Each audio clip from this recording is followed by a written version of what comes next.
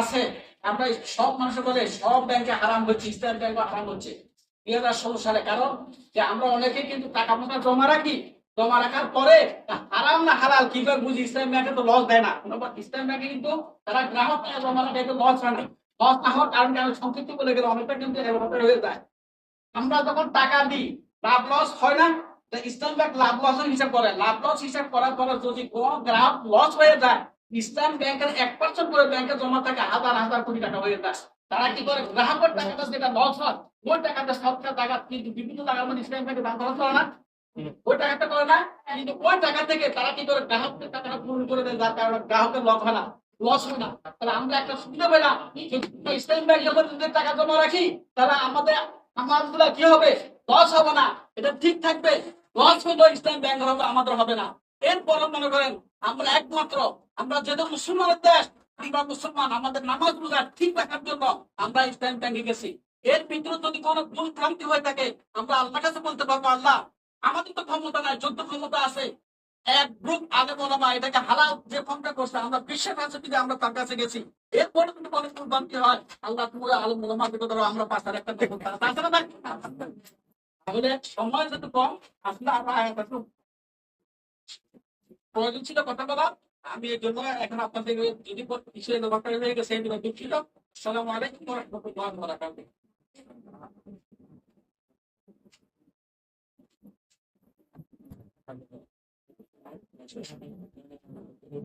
দুনিয়াতে চলার জন্য সে সবচেয়ে বড় মাধ্যম যেটা মনে করে এটা হলো তার অর্থ এবং তার টাকা।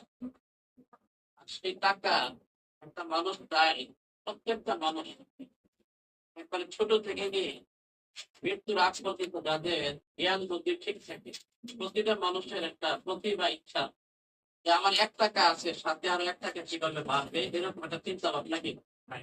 শুধুমাত্র পাগল ব্যতীত, পাগল ছাড়া যাদের সুস্থ মস্তিষ্ক, যাদের জ্ঞান আছে, প্রত্যেকটা মানুষের চিন্তা থাকে যে আমি টাকা কিভাবে বৃদ্ধি করতে পারি। এই টাকা বৃদ্ধি করার জন্য আল্লাহ তাবারক ওয়া তাআলা এবং রাসূল আকরাম সাল্লাল্লাহু আলাইহি ওয়াসাল্লাম কোরআন হাদিসের মধ্যে অনেক লম্বা আলোচনা করেছে।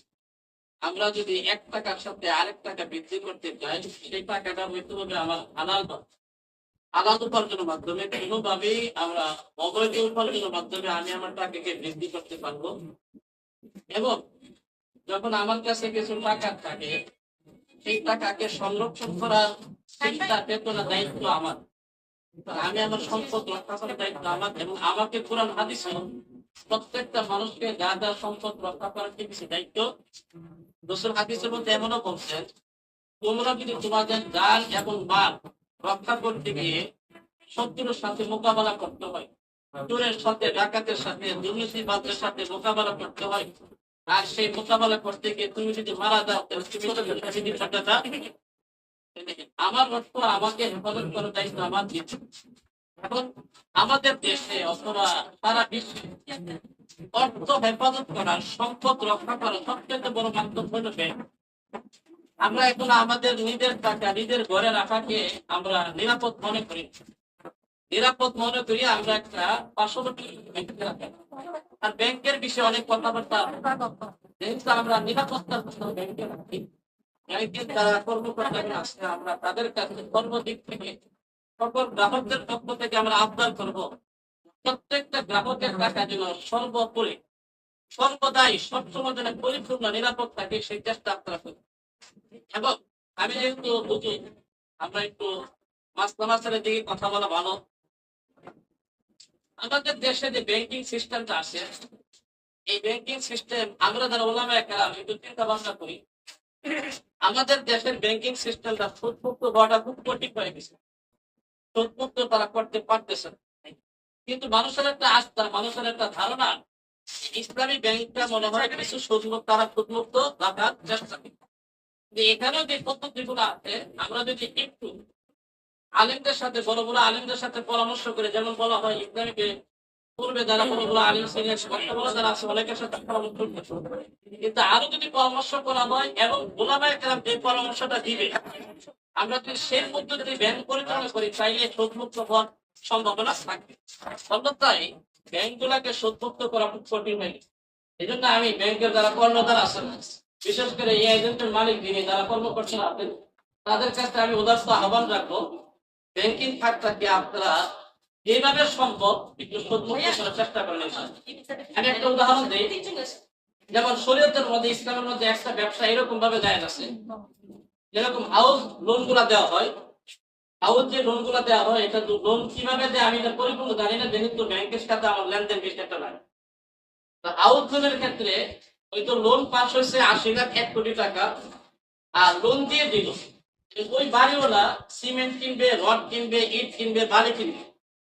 এখন হয়তো ব্যাংকের মধ্যে এরকম নিয়ম আছে যে আপনার যা যা প্রয়োজন আমরা তা কিনে দিই। যদি এরকম ভাবে করা হয় যে ওই ব্যক্তির যা যা প্রয়োজন সে একটা এস্টিমেট দিবে, আর ব্যাংক সেই জিনিসগুলা কিনে দিবে, এটার উপর ব্যাংক তার কাছে বিক্রি করবে একটা দীর্ঘমেয়াদী একটা মুনাফার ভিত্তিতে। এটা আমরা সমস্ত ওলামায়ে ফতোয়া দেবে, এটা যায়। কিন্তু ব্যাংক করে কি, লোন দিয়ে দিচ্ছে, তাকে একটা বলে দিচ্ছে আপনি যেখান থেকে মাল কিনেন যাই বলতে তাই করেন, আপনি একটা ভাউচার আমাদের কাছে দিন। যদি এমন সিস্টেম হয় তাহলে এটা সম্পূর্ণ অবৈধ। এই জন্য আমি ব্যাংকের যারা কর্মকর্তাগণ আছেন, যারা এই লোনের সিস্টেম গুলো করেন, তাদেরকে আমরা উদারতা আহ্বান করবো, ওলামাদের সাথে আলোচনা করে পরামর্শ করে কোন ভাবে লোন দিলে লোনটা বৈধ হবে, মুনাফাটা বৈধ হবে, এই দিকে একটু সজাগ দৃষ্টি রাখার জন্য আমি সকলকে বড় মোবারকবাদ জানিয়ে আমি আমার সংক্ষিপ্ত আলোচনা এখানে শেষ করবো। আলহামদুলিল্লাহ রাব্বিল আলামিন।